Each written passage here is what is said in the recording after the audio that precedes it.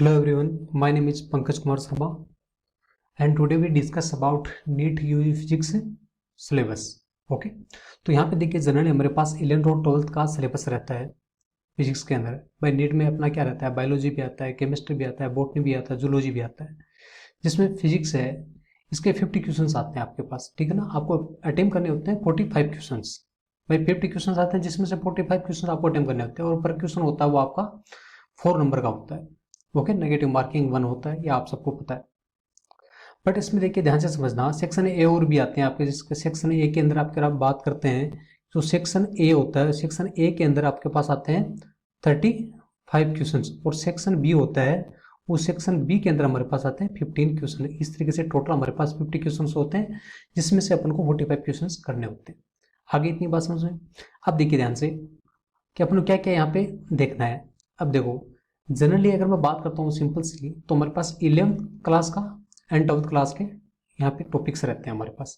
अब देखो 12th class के अंदर जो वेटेज होता है वो काफ़ी अच्छा वेटेज होता है 12th क्लास का, जिसके अंदर अपन देख सकते हैं कि जो ये वाला पार्ट होता है ना, जनरली ये वाले पार्ट्स होते हैं, इन पार्ट का वेटेज मतलब करने का मतलब 13 टू 15 क्वेश्चन यहाँ से आता है आपके पास।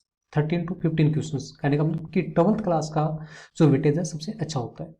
ये बात नहीं कि 11th क्लास का नहीं है वेटेज, 11th क्लास का भी वेटेज है और सिंपल भी है। अगर आपको बात करूँ तो नेट मतलब जो ये सिलेबस है बहुत सिंपल सिलेबस है और सिंपल सिंपल क्वेश्चंस भी आते हैं यहाँ से। तो जनरली मैं अगर बताना चाहूँगा तो जो फिजिकल वर्ड एंड मेजरमेंट है जो हमारे पास 11th का टॉपिक है, जैसे काइनेमेटिक्स हो गया, ठीक है ना, और लॉ ऑफ मोशंस हो गए, जैसे न्यूटन्स के लॉ ऑफ मोशंस अपने यहाँ पे डिस्कस करते हैं, वर्क एनर्जी पावर। जनरली आपके पास ये जो फर्स्ट चैप्टर है इसका, जो फर्स्ट वाला चैप्टर है ना, इस फर्स्ट चैप्टर को अगर मैं आपको बोलूँ कि जो फर्स्ट चैप्टर अपने पास फिजिकल वर्ड एंड मेजरमेंट, ये बड़ा ही इंपॉर्टेंट टॉपिक है और बहुत ही इंपॉर्टेंट यूनिट भी है आपकी, क्योंकि यहाँ से आप जितने भी आप स्टडी करोगे वहाँ पे आपको सबको पता लगेगा भाई इसका यूनिट क्या है, इसका डायमेंशंस वगैरह क्या है। तो ये अपन को पढ़ना बहुत ही जरूरी है भाई, इसको स्टडी करना बहुत जरूरी होती है। और अपनी जो क्लास है वो बायलैंग्वेज चलेगी, ठीक है। हिंदी मीडियम का स्टूडेंट होगा उसको भी प्रॉब्लम नहीं आएगी और जो इंग्लिश मीडियम का स्टूडेंट है उसे भी किसी भी टाइप का प्रॉब्लम नहीं आएगा।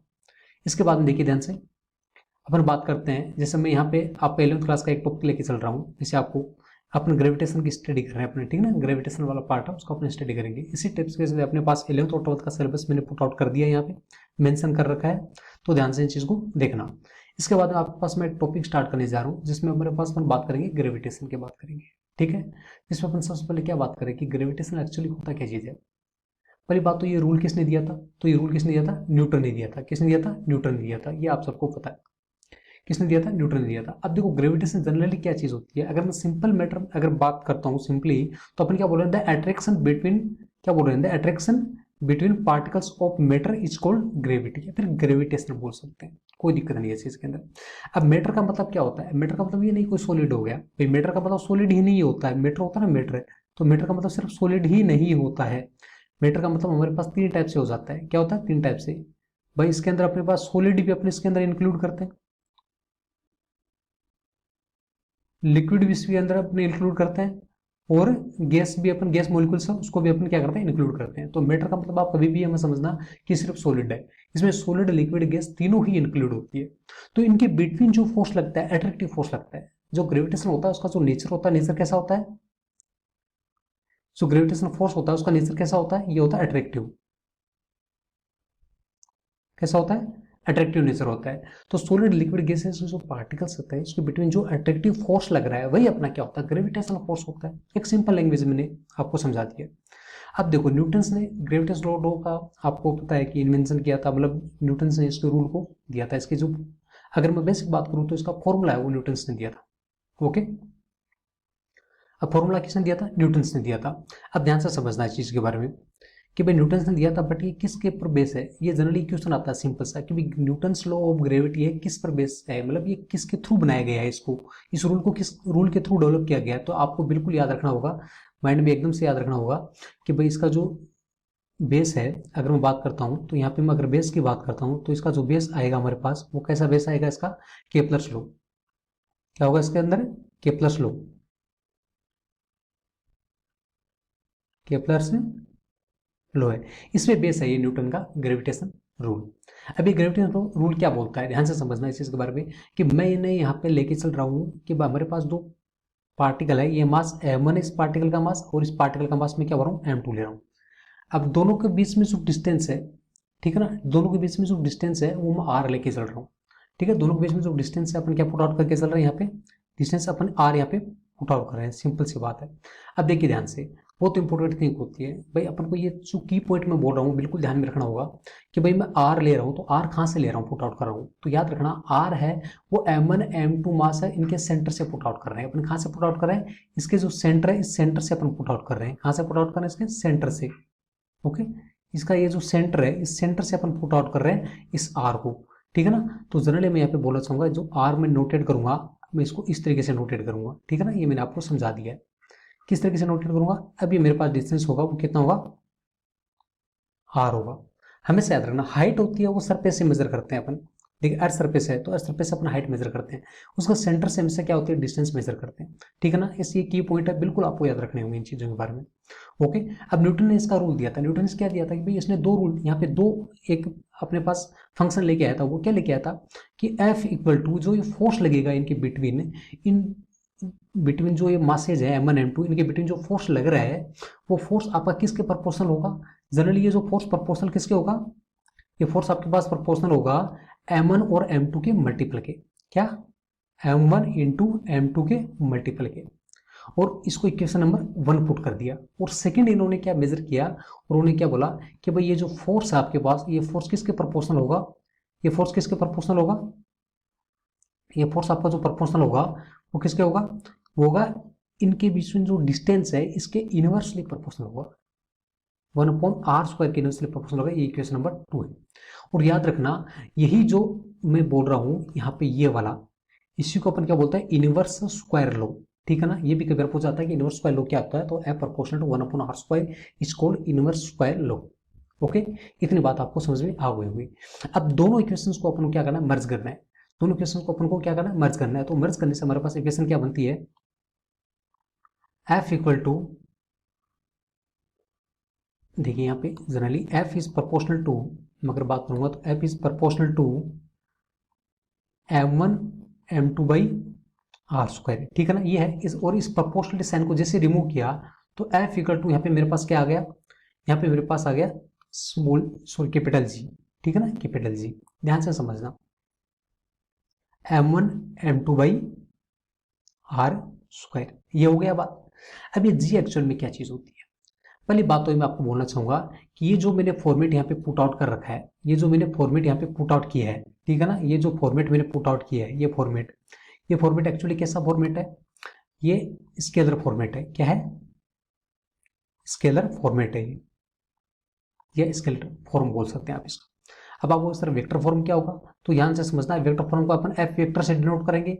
और ये फोर्स कैसा होता है, मैंने क्या बोला, इसका नेचर होता है वो अट्रैक्टिव होता है, इस वजह से अपन क्या लगाएंगे, नेगेटिव साइन लगाएंगे पहले, फिर G m1 m2 by r², और उसकी डायरेक्शन भी मेजर करेंगे r के, ठीक है ना। तो ये जो फॉर्मेट हो गया, ये फॉर्मेट किस तरीके का फॉर्मेट हो गया, ये हमारे पास जो फॉर्मेट हो गया बच्चे वो हमारे पास हो गया वेक्टर फॉर्मेट। कैसा हो गया, वेक्टोरियल फॉर्मेट हो गया, वेक्टर फॉर्म हो गई, ठीक है ना। पहली बात तो मैंने सिंपल सी बात की। अब अपन बात करेंगे ये जी क्या चीज होती है, ठीक है ना, बहुत इंपॉर्टेंट चीज है ये, ठीक है ना। जी क्या चीज होती है, अब ध्यान से समझना। अगर जी के बारे में थोड़ा सा डिस्कशन करना चाहूंगा तो अपन सबसे पहले अपन किसके बारे में बात करें, जी के बारे में। पहली बात तो आपके पास ये फोर्स का फॉर्मूला क्या आया था, जी m1 m2 बाई r²। और यहां से मैं जी को किस तरीके से पुट आउट करूंगा, G equal to F into r² by m1 m2। तो इसका यूनिट यहाँ से क्या बता सकते हैं आप बोल सकते हैं कि सर बिल्कुल अपन यूनिट इसका बोल सकते हैं कि F यहाँ पे क्या होता है, फोर्स, और फोर्स का यूनिट क्या होता है, न्यूटन। और यहाँ पे R क्या है, डिस्टेंस, तो डिस्टेंस का यूनिट क्या हो गया, मीटर, तो यहाँ पे स्क्वायर, मीटर स्क्वायर अपॉन नीचे क्या चीज है, m1 m2, ये मास है, तो किलोग्राम इंटू किलोग्राम क्या हो गया, किलोग्राम की पावर 2, ठीक है ना। तो ये इस जी का यूनिट है। अब बात आती है कि भाई ये जी है, इसका वैल्यू क्या चीज होता है, ध्यान से समझना इस जी का वैल्यू। तो इस जी का जो वैल्यू अगर मैं पुट आउट करूंगा तो इस जी का वैल्यू बोलना चाहूंगा आपके सामने, इसका जो वैल्यू होता है वो होता है 6.67 इंटू 10⁻⁻⁻, क्या हो गया, -11 न्यूटन मीटर स्क्वायर पर किलोग्राम स्क्वायर। ये इसका क्या होता है, जनरली इसका वैल्यू होता है। और कई बार ये पूछा जाता है कि भाई ये वैल्यू है किसने इन्वेंट किया था, मतलब किसने दिया था इस वैल्यू को। तो याद रखना, बिल्कुल याद रखना, कई बच्चे इसमें मिस्टेक करते हैं कि जी का वैल्यू किसने पुट आउट किया था। इस जी का वैल्यू है वो किसने दिया था, ये साइंटिस्ट का नाम क्या है, केवल इस साइंटिस्ट का नाम डायरेक्ट पूछा जाता है, उसको अपन बोलते हैं हेनरी। इनका नाम है हेनरी, हेनरी कैवेंडिश। बिल्कुल इंपोर्टेंट बातें अपन कर रहे हैं। इसका वैल्यू, इसका नाम क्या हो गया, हेनरी कैवेंडिश हो गया, और इसका वैल्यू क्या हो गया, साइंटिस्ट का नाम तो हेनरी कैवेंडिश हो गया, और जी का वैल्यू है वो 6.67 इंटू 10⁻11 न्यूटन मीटर स्क्वायर पर किलोग्राम स्क्वायर। अब मैं सिंपल सी बात करूंगा कि भाई इसका जो डायमेंशन फॉर्मूला है वो क्या होगा, क्या बोल रहा हूँ, इसका डायमेंशन फॉर्मूला। अब देखो इसका डायमेंशन फॉर्मूला लिखना चाहूंगा तो अपन पता है डायमेंशन फॉर्मूला कैसे लिखते हैं, यूनिट से लिखते हैं। और इसका यूनिट एक्चुअल में क्या चीज है, ये तो इसका यूनिट है ना, है या नहीं है बताओ। अब आपको बताओ अपर साइड में क्या है, न्यूटन, और न्यूटन यहाँ पे क्या चीज है, फोर्स है। तो फोर्स का यूनिट क्या होता है, इसको तो हमको हमेशा याद रखना होगा, F1 L1 T-2। अब ये सारी यूनिट वगैरह अपने इसी तरह बोला था, अभी फर्स्ट चैप्टर है, दैट इज वेरी इंपॉर्टेंट। यहाँ से अपन सबकी यूनिट वगैरह सब कुछ देखेंगे, ठीक है ना। F1 L1 T-2, okay, F1 L1 T-2 आ गया। फिर आप बाद में क्या चीज है, मीटर स्क्वायर। तो मीटर का यहाँ पे कितना हो गया, L⁻²। मीटर का क्या हो गया, L⁻², अपॉन किलोग्राम। तो किलोग्राम का यहाँ पे क्या हो गया, मास। तो मास के पावर कितना हो गया, 2 हो गया। अब इसको एक साथ में रखना है, एक साथ में लेके आएंगे तो कितना हो गया भाई, m⁻1 तो पहले अपर साइड में है, फिर 2 है, ये नीचे से अपर साइड में जाएगा तो क्या आ गया, डिनोमिनेटर से न्यूमरेटर में जाएगा क्या गया, माइनस में आ गई पावर, तो माइनस का 2, ठीक है। फिर L की पावर यहाँ पे कितना आ गया, 1, देखो 2 भी है तो +2, और इसी तरीके से T की पावर कितना हो गया, -2। और हमारे पास जो यूनिट आएगी वो कितनी आ गई, इसकी यूनिट आ गई m⁻1, L की पावर 3, T की पावर -2। ये इस किसकी यूनिट आ गई बेटा, इस जी की यूनिट आ गई है, ठीक है ना। तो इतनी बात आपको 100% समझ में आ गई होगी। अब मैं सिंपल सी बात यहाँ पे करना चाहूंगा कि भाई ये जी है किस पे डिपेंड करता है, किस पे डिपेंड करता है या नहीं करता है। तो याद रखना इस जी के बारे में बहुत इंपॉर्टेंट बात है। आप किसी माइंड में ये आ रहा होगा कि सर अपन ये जी का वैल्यू निकाल के ले रहे हैं, क्या ये जी का वैल्यू वैक्यूम में चेंज होगा या मीडियम में चेंज होगा, या फिर आप कहीं पे भी जाते हो तो क्या ये चेंज होता है क्या। मैं आपको सिंपल सी बात बोलना चाहूंगा, इस जी का वैल्यू कभी चेंज नहीं होता है, इसलिए अपन इसको बोलते हैं यूनिवर्सल कॉन्स्टेंट। इसलिए अपन इसको क्या बोल देते हैं, यूनिवर्सल कांस्टेंट, ठीक है ना। या इसको आप ग्रेविटेशनल कांस्टेंट भी बोल सकते हैं, कोई प्रॉब्लम नहीं है। और इस जी है, ये जी किस पे डिपेंड नहीं करता है, इज इंडिपेंडेंट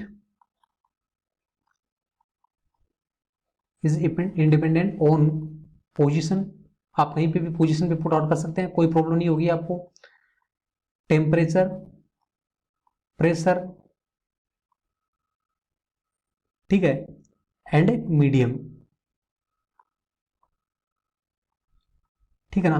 तो आप इसको कहीं पे लेके जाइए, इसके जी की वैल्यू में कोई चेंज नहीं आएगा। अब एक माइंड में आपके बस बात सिंपल सी एक ये आ रही है कि सर अपन सिंपल सी बात ये करते हैं कि क्या ये जी का वैल्यू है, सॉरी यहाँ पे देखिए कि भाई ये इस जी का वैल्यू है हमारे पास, ठीक है ना, ये Fg m1m2/r²। अब यहाँ पे क्या लगता है आपको, पता है कोई भी अपन भाई ऑब्जेक्ट को अर्थ सरफेस से अपर साइड में थ्रो करते हैं तो वापस आ जाते हैं हमारे पास। तो आपको सर ग्रेविटेशन फोर्स होता है, तो क्या एक ही बॉडी में देखने को मिलती है बेटा, ये दोनों जो मासेज होते हैं M1 M2 दोनों में लगती है। क्या लगती है, दोनों में लगती है। हाँ, अगर आपको इसका इफेक्ट देखना है, अगर आपको इफेक्ट देखना है एक्चुअल में ये अट्रैक्टिव फोर्स है या नहीं है, तो आपको एक बॉडी को का मास ज्यादा रखना पड़ेगा और दूसरी बॉडी का मास आपको स्मॉल m रखना पड़ेगा, ठीक है ना। अब ये जो स्मॉल m बॉडी है ये क्या करेगी, इसके साइड में मूव करेगी, ठीक है ना, जी एक्सेलरेशन से साइड में क्या करेगी, मूव करेगी। बिकॉज यहाँ पे हमें जो ये ग्रेविटेशन फोर्स है इसका इफेक्ट तभी आप देख सकते हैं जब आपके पास जो जिस बॉल के ऊपर अपन को देखना है बेटा, जो भी अपने पास बॉडी है, जो भी पार्टिकल है उस पर अपन को अगर फोर्स देखना है, ग्रेविटेशन फोर्स को अपन क्या करना है, सीन करना है, तो उसको अपन बहुत कम मास लेके चलेंगे उसका, तभी जाके अपन इसको सीन कर सकते हैं। ओके, तो आई होप आपको ये समझ में आया होगा। Thank you.